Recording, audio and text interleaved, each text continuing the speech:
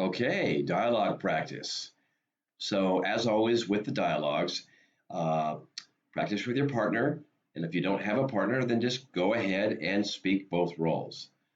Okay, so what you'll have to do first is look at and again, this form is on the Facebook page if you're having trouble seeing it. First thing you need to do is go ahead and look at the blanks and choose the correct answer. So look at the graph, choose your answers, and then practice the dialogue. Okay, so go ahead and pause the video now and choose the correct answers. And when you get that done, I'm going to go ahead and model the dialogue for you, which will make it a bit easier. Okay, hopefully you have the correct answers now. Let's go ahead and look at the dialogue. A, do you know what the graph shows? B, the graph shows the amount of blank per person available in the world.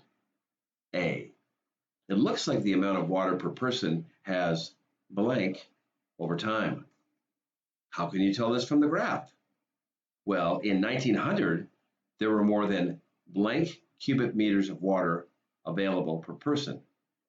Do you see what happens in 2000? Yes, by 2000, only blank cubic meters of water were available per person. Do you think that means there is less water in the world now than in 1900? No, the total blank of water in the world is always the same.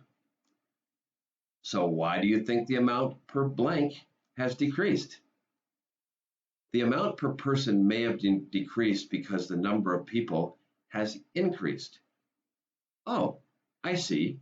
If more blank are using the same amount of water, then there will be less water for each person. That's right. It's like when you and 3 friends plan to share pizza. If another blank joins you, you will have to just divide the pizza among more people. Now you have 5 people who want to eat the pizza. I see what you mean.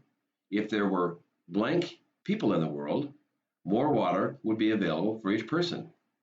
That's true.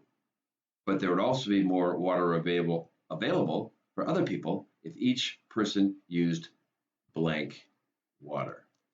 So go ahead and pause the video now and practice the dialogue.